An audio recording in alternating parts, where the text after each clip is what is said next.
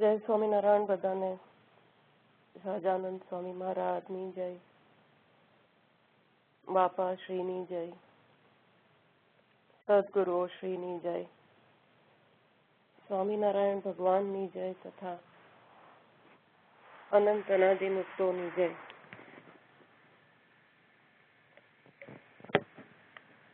A humble prayer in their lotus feet and our Guru, Anadimukta Raj Param Puja Mama and Masi's lotus feet,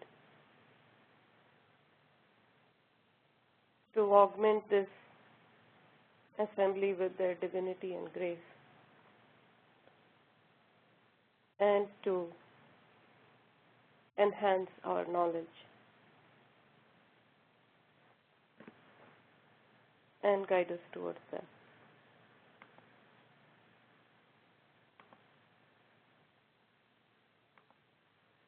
So last week we talked about caste system and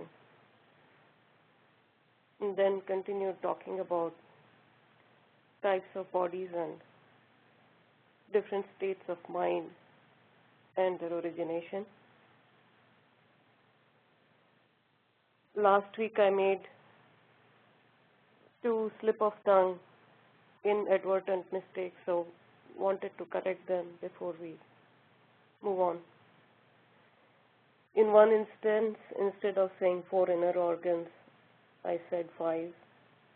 That was a mistake. As I always say, there are 4 inner organs. And the second correction I wanted to make was, I by mistake said that Turya Avastha is effect of Mood Maya. It's actually Samya Avastha, which is effect of Mood Maya. So wanted to make those 2 corrections, and then before we start I also wanted to apologize to the Sabha. I haven't been well for past 2-3 days, nothing major, just minor things. So if I'm a little disoriented today, please pardon me. So this week we will continue talking about senses, quintessence, and inner organs. And let's get right into it, because I think there is a lot we can talk about. So it is quite evident what the 10 senses do. Sriji Maharaj has explained in Gadada Pratham 12th Vachanamritam that it is the nature of the senses to indulge in their pleasures and activities. There is a lot of literature available around senses and how to control them. Sriji Maharaj has also mentioned that mind and senses become bullies for the soul if they are not controlled.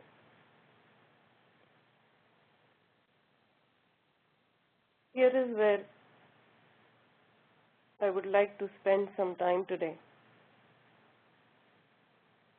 Why control the senses? And what does control mean? How to control senses? As I said, a lot of information is already available, and it could be a topic in itself. So let's first go to why control the senses. Senses are resources given to us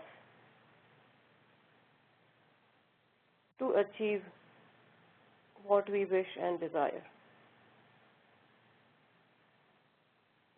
If we do not use them appropriately and use them for other purposes or do not completely utilize them, we would be wasting the resources given to us. So we have been taking an example of laptop. So if we continue with that example, for the laptop to function properly, all its components have to be connected to each other, and they should perform the task that they are supposed to perform. What if the keyboard choose to type A whenever we type B, or displayed it the same thing? Or what if each component on the laptop started doing its own thing? Will we be able to achieve anything through that laptop? We'll have the laptop, but we can't do anything with it. So what's the use of the laptop? Let's take a very different example.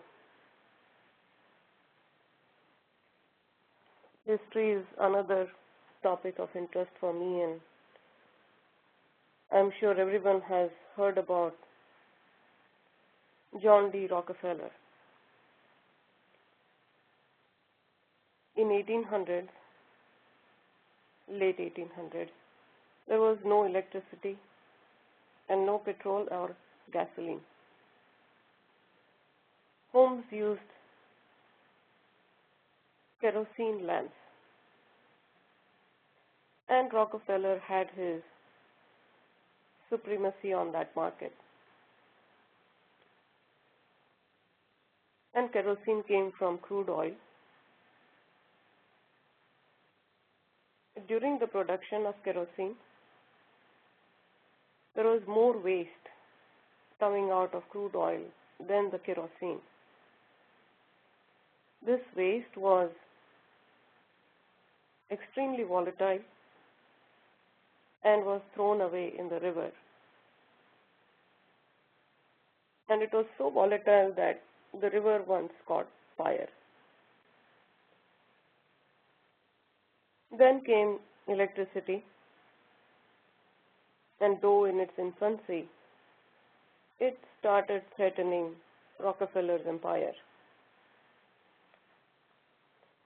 Rockefeller had to find innovative ways to harness more and more power from each barrel of crude oil. And he learned how to tame that volatile byproduct and put it to good use. We use that product even today, the gasoline. So for years, he threw it away in the river, not doing anything with it, did not harness the complete power of the crude oil. But eventually he did. Had the power of crude oil not completely harnessed to extract gasoline, it would have been such a big waste of world's one of the most expensive and valuable resources. And this is something external to the body and ourselves that we are talking about. So let's think about our own valuable resources. The same thing happens with the resources given to us if we do not harness their power completely and for the right purpose, or if we do not make them work as they are supposed to. And therefore, the need to harness the real power of all the senses rather than wasting them away. So the simple answer to why we should control the senses is to harness their power and to put them to good use.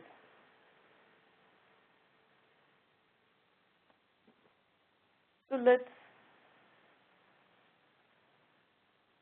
talk about what does control of senses mean. Yes, we have understood that we need to control them, but what does control mean? And control is a word that is widely misinterpreted in spiritualism. Some believe in letting the senses completely loose to pursue their interests, thinking someday the senses will run out of steam and it will be possible to control them. And this is an extremely Rajasic path, maybe even verging on to Tamasic path. The way gasoline was being wasted away in the river by Rockefeller initially.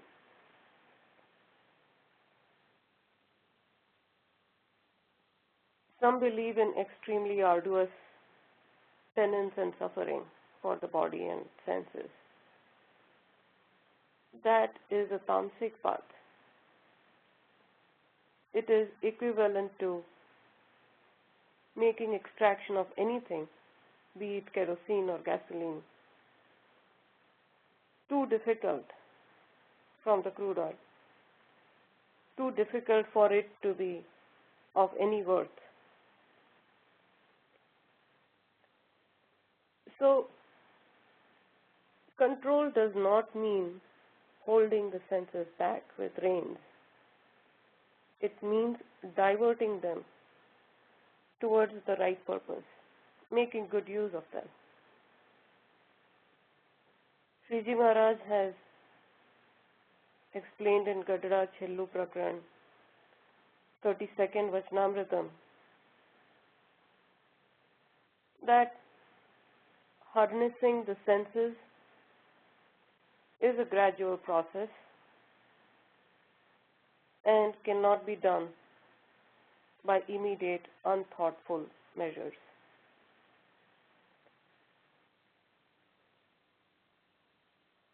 To understand this concept of diverting, let's take an example of another engineering feat. The late 1800s and early 1900s were an era of engineering achievements in the United States. And one such engineering feat was the building of the Hoover Dam, or for that matter, any other dam is built in a similar way. It's just that the Hoover Dam was a huge undertaking, and that it is built on Colorado River, whose tremendous force has carved the spectacular Grand Canyon. Hoover Dam was built over 5 years, but actual dam construction lasted only for 2 years.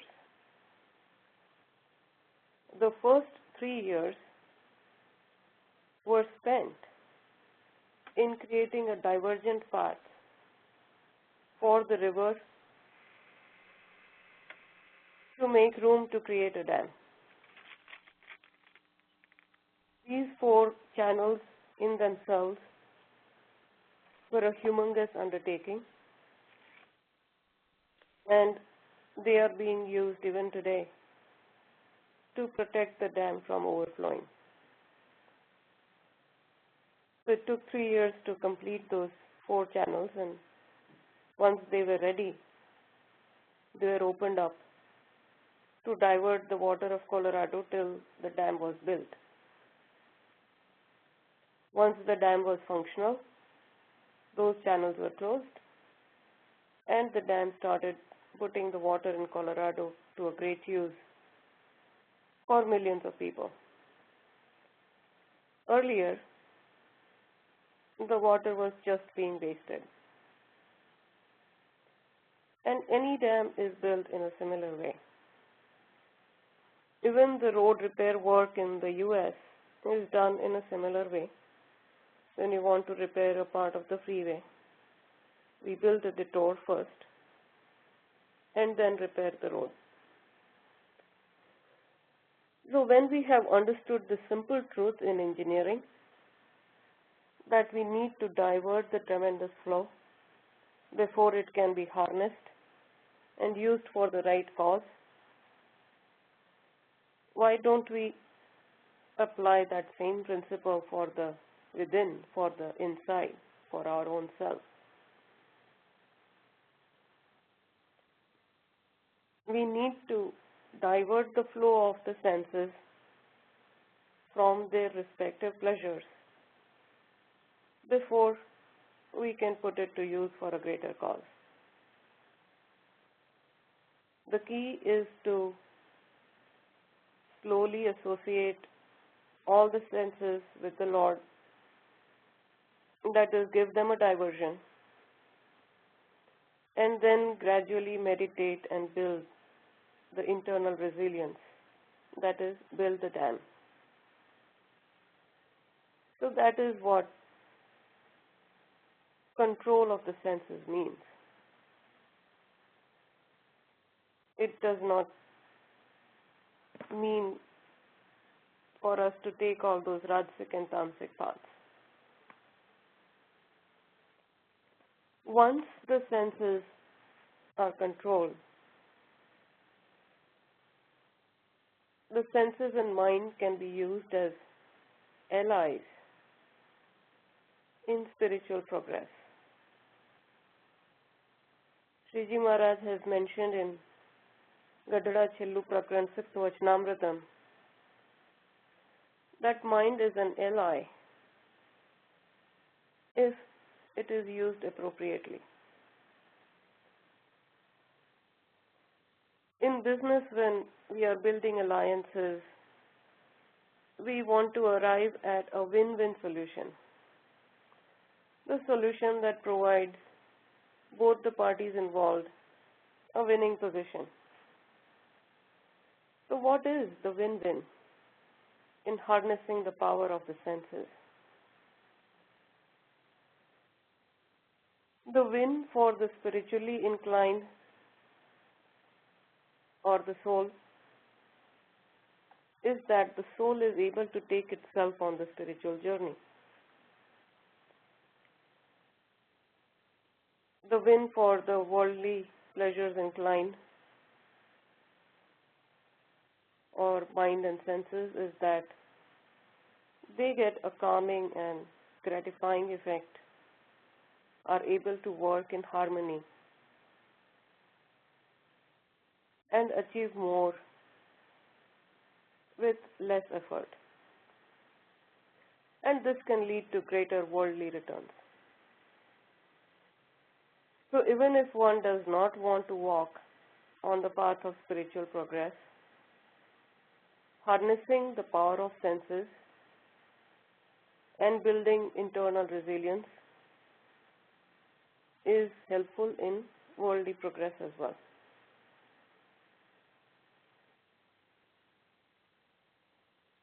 So, having talked about why control senses and what does control mean, and as I said earlier,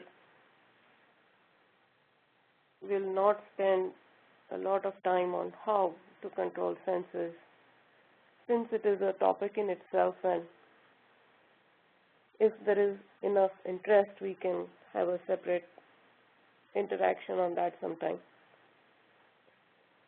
But having talked about why control and what is control, let's dive a little bit into some interesting scientific researches on how senses work.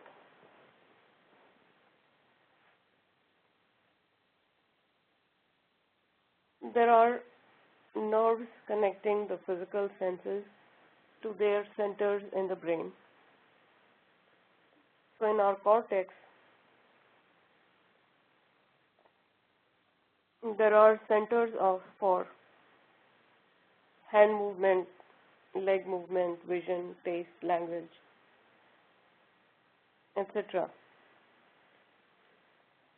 When we see something, the organ, that is the eye, is used to convert the visual and light signals into electromagnetic signals, which in turn are sent to the seat of vision in the brain through optical nerve. So, though the eye is doing its job, if the center of vision is not paying attention to the signals received, we may not actually see what is right in front of us. In Vachanamritam, and I tried to find it, but I could not locate the number, but I remember that Sriji Maharaj has mentioned that the senses have their niche place, and that's where the actual pleasure is experienced. He has called it Indriyo na Golak. So maybe he was referring to these brain centers. Now, when I was young and in my late teens, and I was learning these things,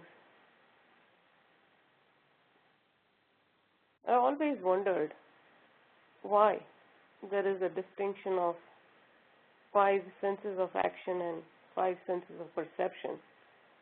Why not just call them 10 senses?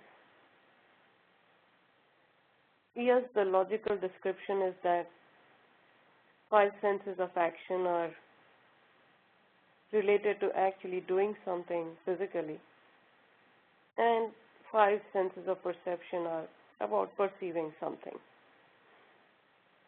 But I always wondered if there was something more to this distinction or the differentiation. As it turns out, senses of action cannot morph, or other word would be transform, into doing tasks of other senses of action, at least not as we know it today. So, for example, a tongue cannot do the job of a hand,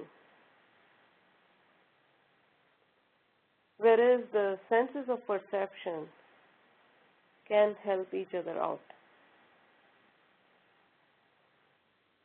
There are experiments going on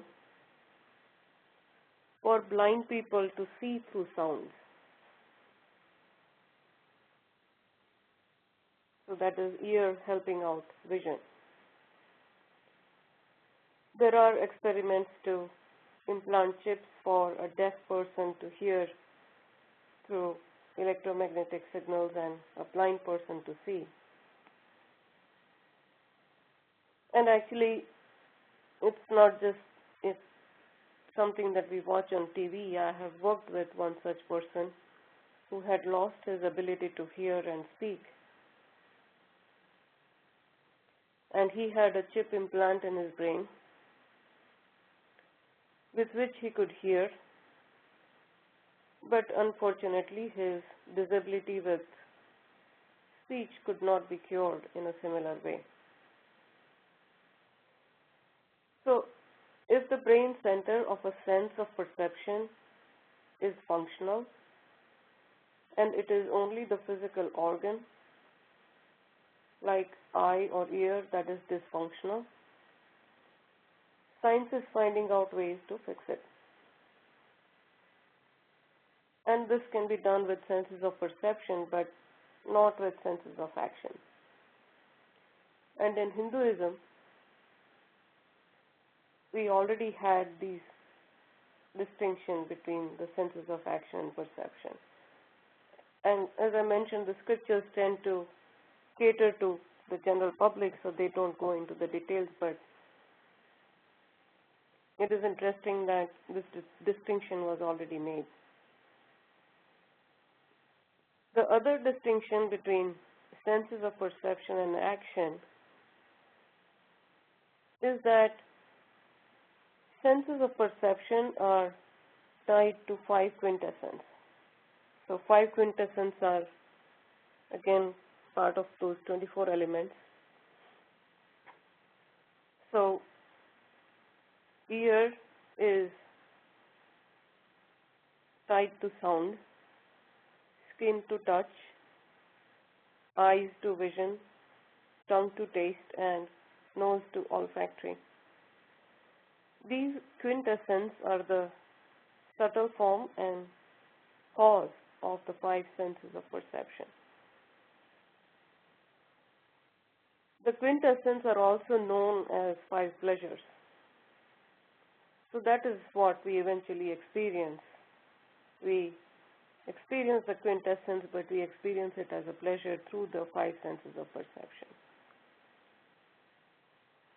Someone had once forwarded me a YouTube link that showed that the Sanskrit hymns, whether they are spoken as hymns or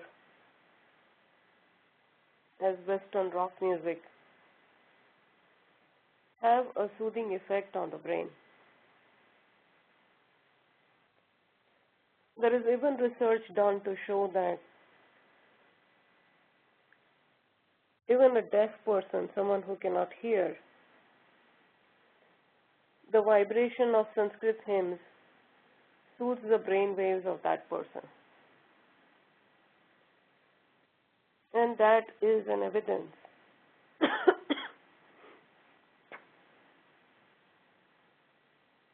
of presence of the sound quintessence, that even if you cannot hear it,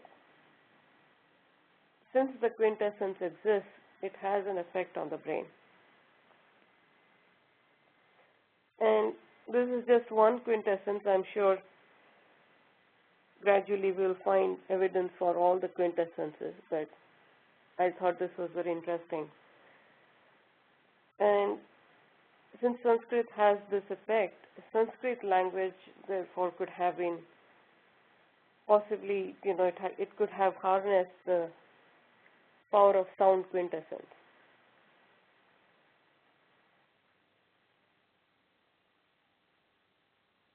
And Sanskrit is said to be the language of Dev, and it originated from Vairaj Purush. The 4 languages or speeches from Vairaj Purush are described in Sarangpur 12th Vachanamritam, and 5 quintessence are described in Sarangpur 14th and Gadada 12th Vachanamritam.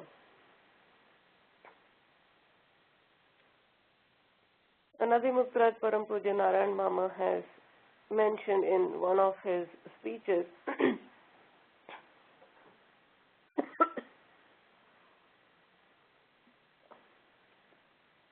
that science will progress so much that it will be able to capture sound from the past and generations of the future will be able to hear Sriji Maharaj's voice. The sound energy therefore does not get destroyed and has a life greater than we think. But,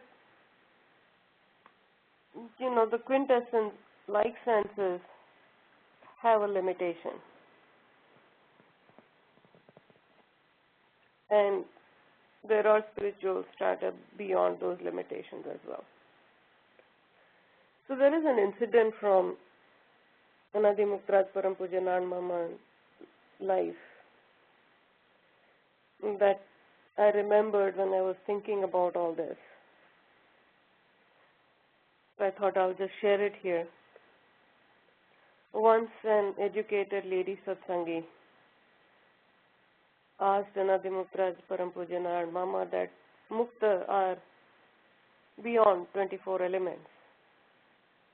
Hence, they must be beyond languages. The barrier of language should not apply to them. Therefore, if I ask you a question in French,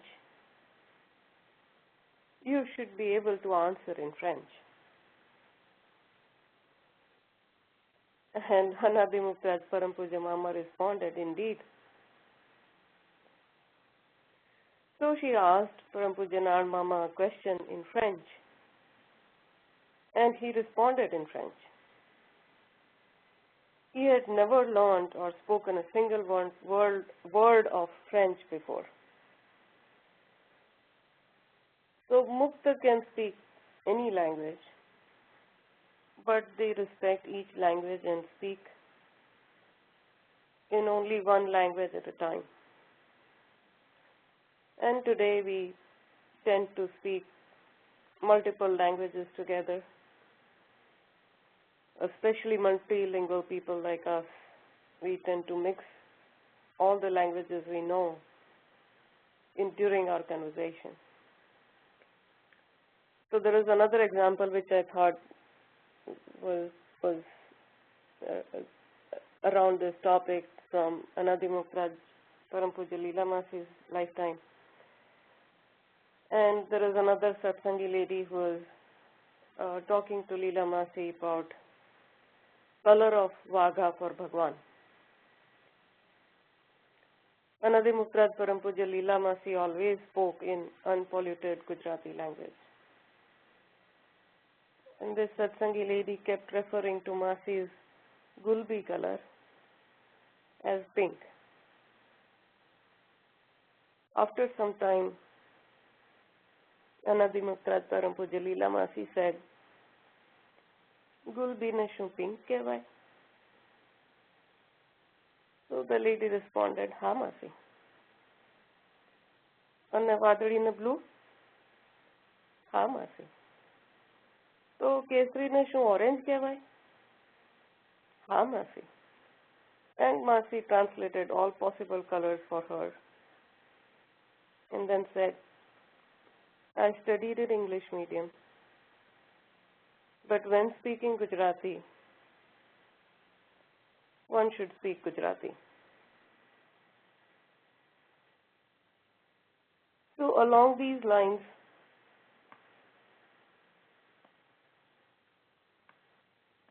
let's introspect our language and find out how much we respect each language and try to communicate in one pure form of language at one time. And this just occurred to me before our interaction started, so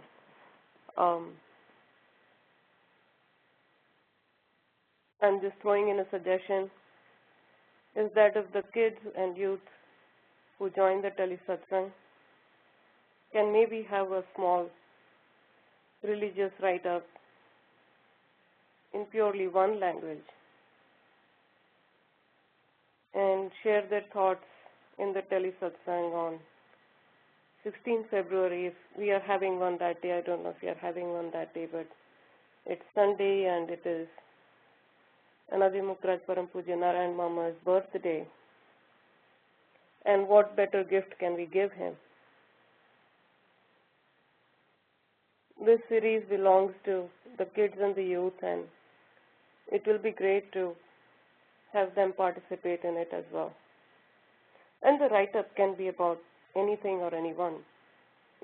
It just should be around a religious theme. Again, this is just a thought that occurred to me a few minutes ago. It's simply a suggestion. It is up to the Satsang Sabha if we want to pursue it, and we can decide about it in another week or so. But it occurred to me and I thought I'll share it with the Sabha today. But coming back to our conversation on quintessence and senses and the scientific discoveries around it. In software, when there is a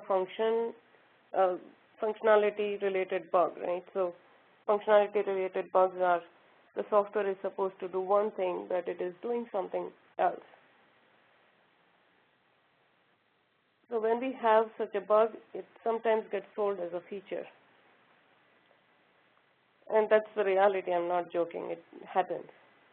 But we have this common joke that all of us use is, it's a bug, that's a feature. Or it's not a bug, it's a feature. And there is something similar that scientific discovery has done for spiritual people like us.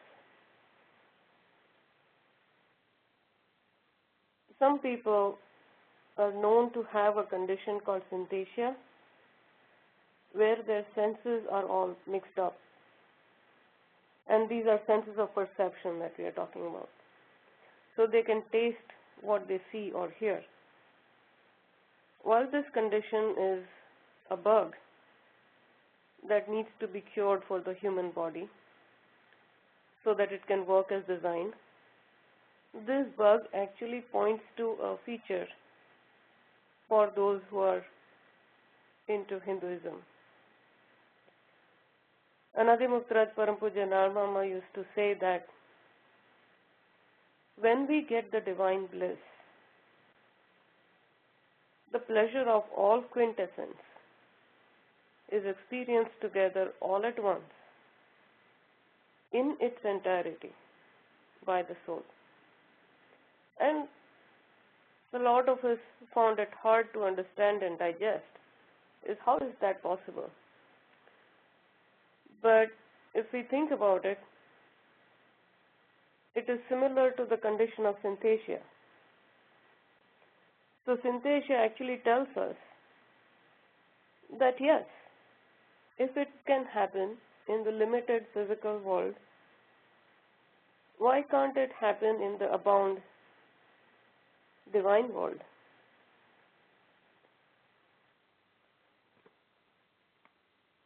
Another interesting thing about senses is that when senses get conflicting information, one sense overrules the other. So there is this famous experiment with beeps and flashes of a picture. So there are beeps and flashes of picture happening at the same time, and they are not synchronized.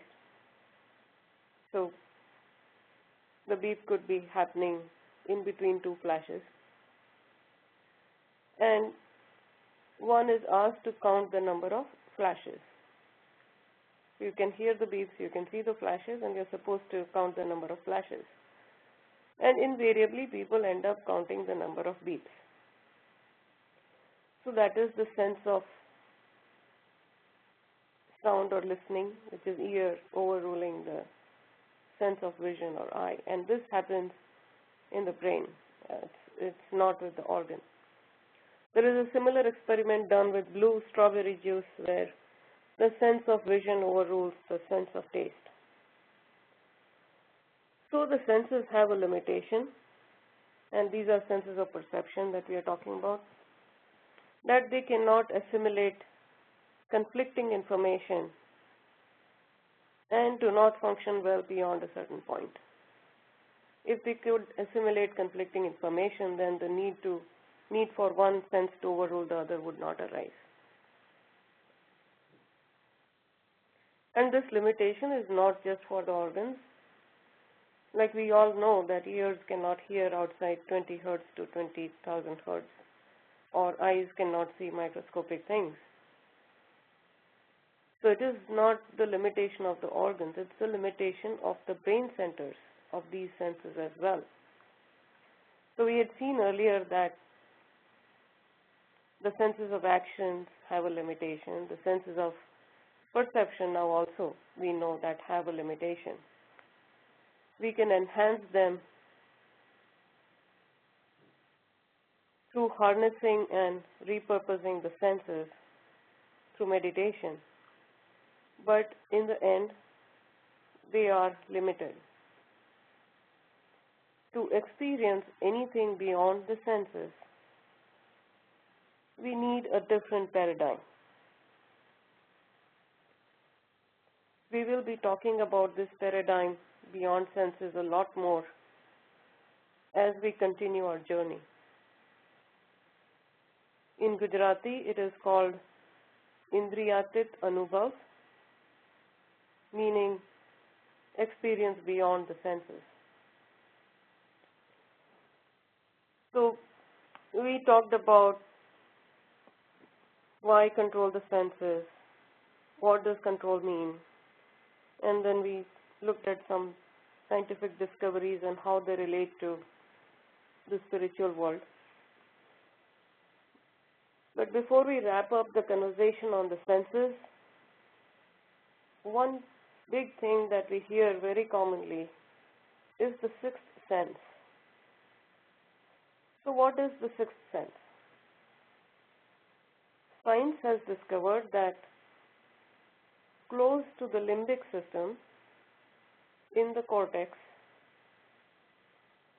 there is a primal brain center that is associated with emotion recognition.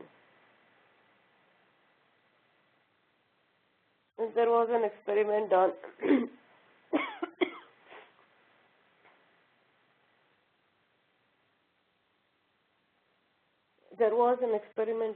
where one's vision was blocked for one eye and visible for the other. There was a partition in between the two eyes, so one eye could not see what the other eye saw.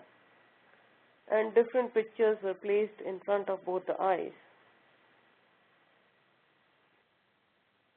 And the subject was asked to guess the emotion on the picture that was blocked from the view.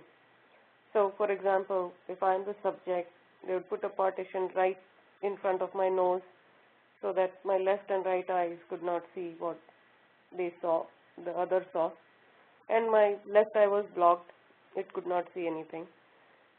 And pictures were placed in front of both my eyes, different pictures, and I was asked to guess what was in front of my left eye. And when the subjects went through this experiment, invariably this particular part of the brain close to limbic system fired up, not the optical center, but this particular region. And the subjects most of the time were able to guess the right emotion even when it was not visible. So scientists now believe that sixth sense is real and is associated with recognizing the emotion of other people. So why is there no mention of this in spiritual scriptures? Hindu spiritual scriptures have not called it a sense, but a power to see beyond what is available to the senses, the Indriyatit Anubhav. It is not called a sense since there is no specific organ associated with it.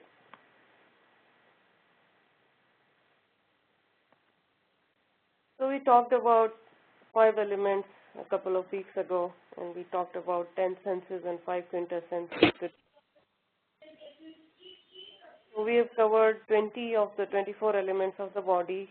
We also partly covered mind or man, but we still have 4 important elements remaining, the 4 inner organs, the mind or man, the intellect or buddhi, subconscious mind or chit, and ego or ahankar. So we are now moving on to those 4, and since we already started talking about mind, we'll start with mind. Man is directly translated as mind in most of the scriptures.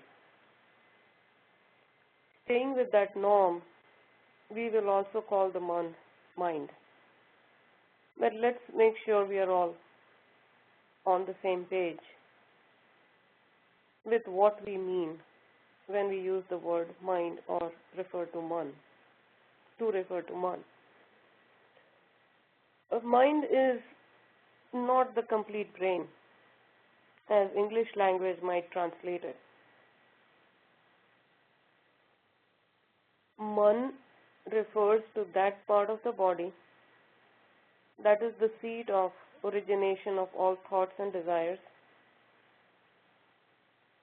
And if we were to map it to something physically tangible based on our knowledge today, it would probably map to amygdala. And I'm using the word probably because that's what it seems like based on what we know today. In Gadra Pratham Prakaran 12th Vachanamritam, Sriji Maharaj has explained mind to be in the form of thought and thought streams, sankalp vikalp, seat of origination of all desires, and controller of all the senses. Again, control here means having the ability to utilize the power of the senses for the right purpose. And mind has the ability to do that, since it is the seat of all the desires. So if the desires are well managed, so are the senses that pursue those desires. So just as it is important to control the senses, it is important to control the mind. Mind control, just like control of senses, is a topic in itself. There are many books written on mind control. We have one from our own Sri Swaminarayan Divine Mission, Mano Yatra, which I believe is available in Gujarati and Hindi. It is yet to be translated in English. There is another great book that I have liked over the years, is in English. It's called Mind Control by Swami Vivekanand. Anadi Muktaraj Param Pujya Narayan Mama used to say about Swami Vivekanand that if he had gotten the complete knowledge of the spiritual world and Sriji Maharaj, he would have achieved ultimate liberation and attained the bliss of Murti in no time. He was so good. So while Swami Vivekanand's overall belief system is not complete, his works around mind and its control are noteworthy. So I found that book very interesting, and it's in English, so it should also be readily available on the internet. So in a nutshell, there is a lot of material available on mind control, and if there is enough interest, we can have a separate interaction on control of senses and mind. But let's for now do what we did when we talked about senses, is look at some scientific discoveries around mind. So last week we had talked about 3 states of mind: awakened, dreaming, and deep sleep. Aligning completely with that is what Swaminarayan philosophy and other Hindu scriptures have said. Aligning completely with that, science has identified that waves associated with different states of mind are different. So for those on WebEx, I have a slide there with a table about different brain waves. Those not on WebEx, do not worry, as always, I will be talking to the slides. So the lowest frequency waves are the delta waves, which is 0.1 to 4 Hertz, and they have been associated with deep sleep state of mind. Then are the theta waves, which are 4 to 7 hertz, and they are associated with dreaming or sleeping state of mind.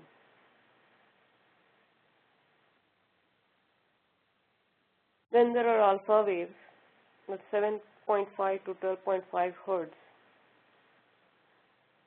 And while science hasn't been able to associate them particularly with any state of mind, what Anadimuktraj Parampujya Narayan Mama and Parampujya Jitu Kaka have been saying is that it is from this state, when the brain is emitting alpha waves, that the path to the transcendent state of mind opens up.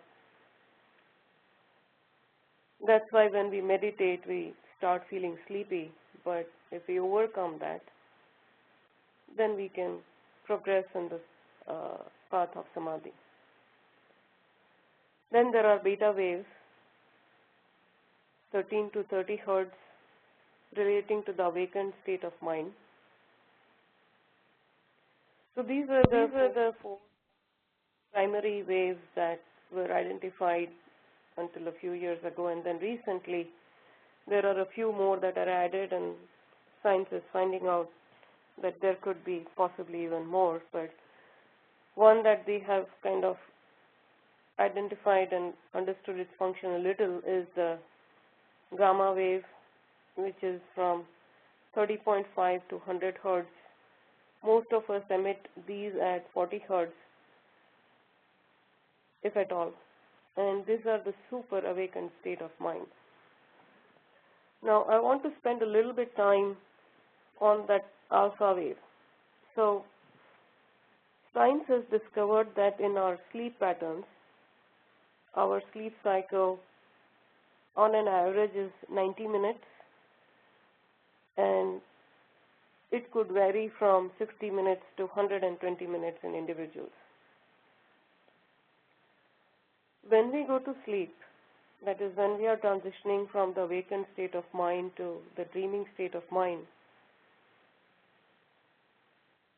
there is a period of 6 minutes where we emit alpha waves, and then we go into the sleeping state of mind. And then when we wake up, there is another period of 6 minutes that we emit alpha waves, and then we wake up.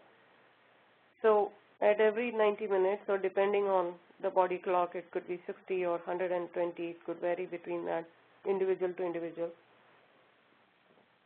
There is a possibility for us to wake up and then go to sleep again. So most of us end up having anywhere between 4 to 5 or 6 of such sleep cycles.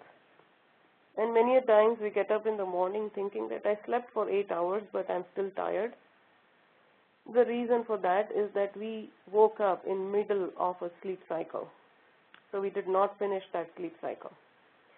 So alpha waves, there's that 6-minute period between the awakened state of mind and dreaming or sleeping state of mind, which is the pathway to making spiritual progress. The gamma waves, on the contrary, are related to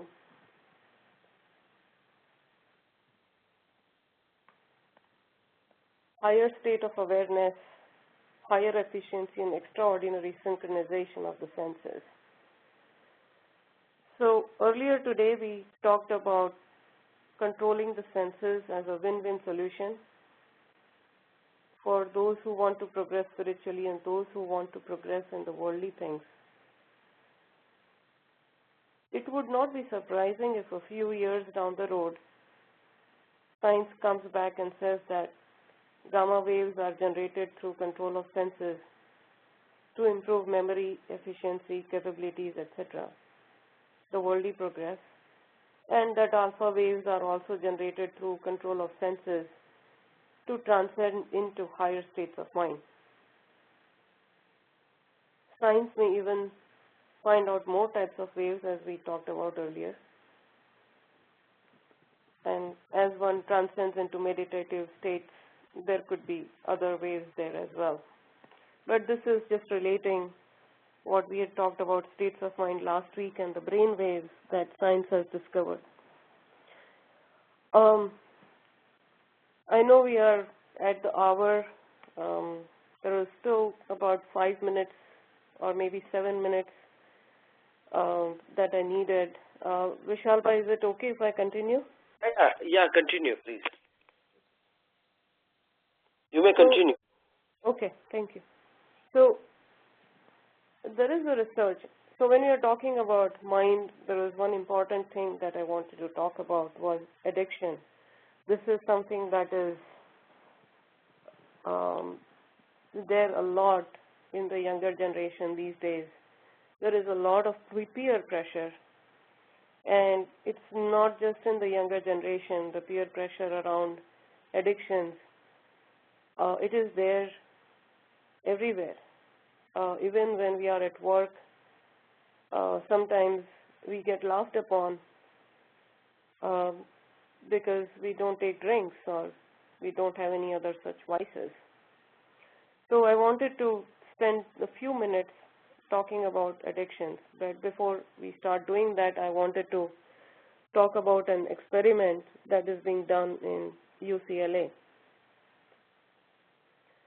So what this experiment did was we created a magic cap with electrodes in it to capture the brain waves of an award-winning archer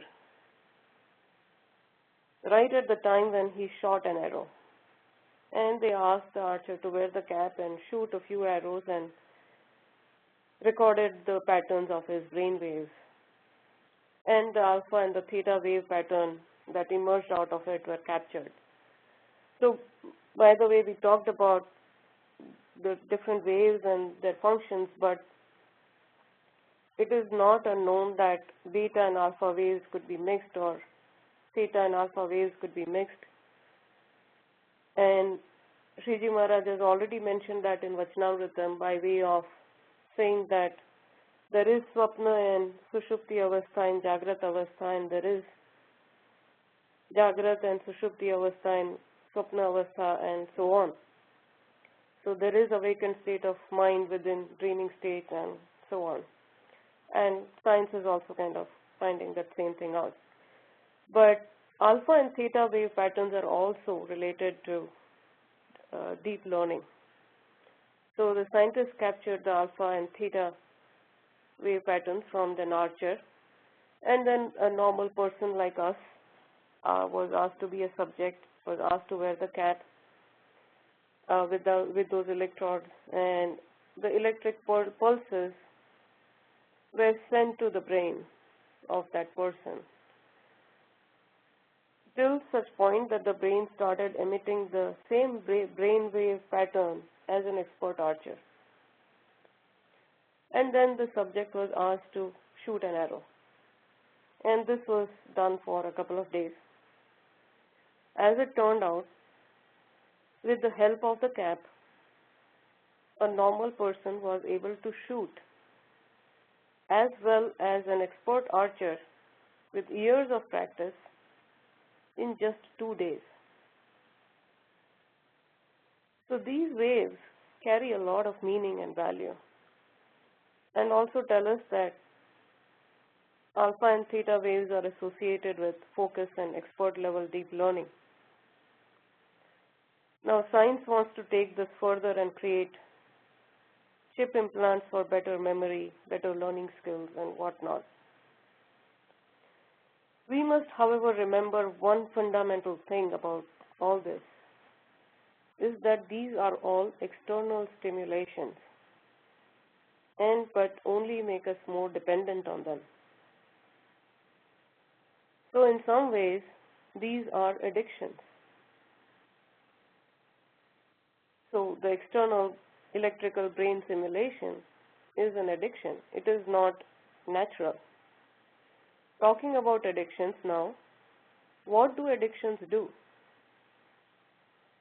The things that we get addicted to when partaken release a hormone called endorphin from pituitary gland and hypothalamus, which in turn make us feel good and happy. However, since these result in unnatural releases of endorphin, it leads to extreme fatigue and depression once the effect wears off. The subject wants to feel good again,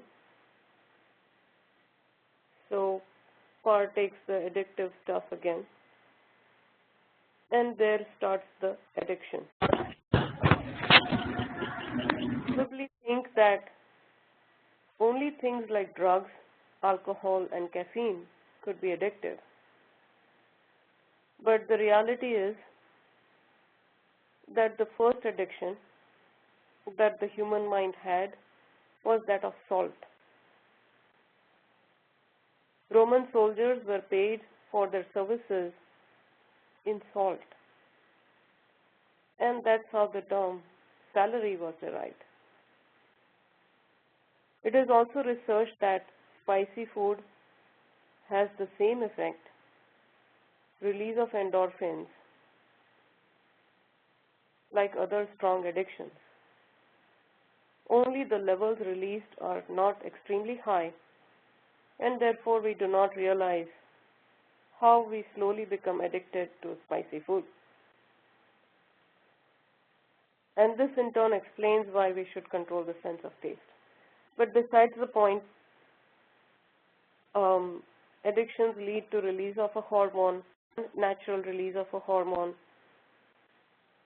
which makes us feel good when nothing around us has actually changed. We haven't done anything to change the situation. It is just an illusion that gets created by this release of a hormone, and that also is unnatural. It only leads to misuse and abuse of the body that is given to us.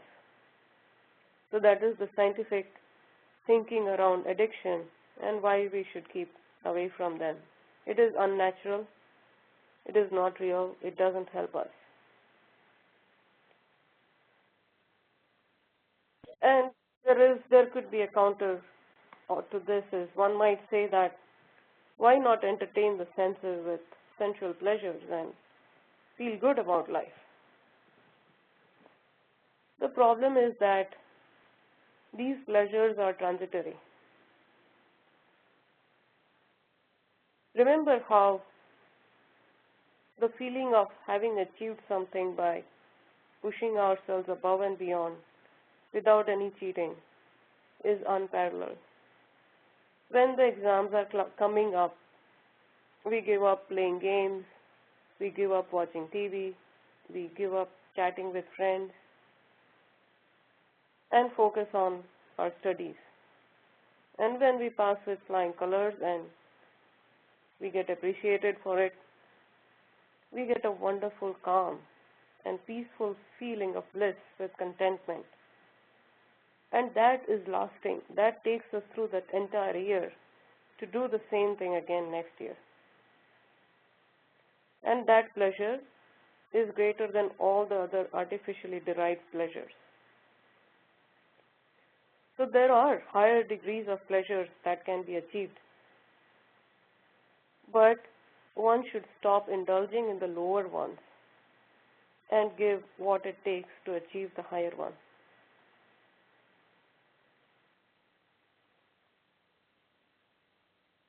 So we are over an hour today.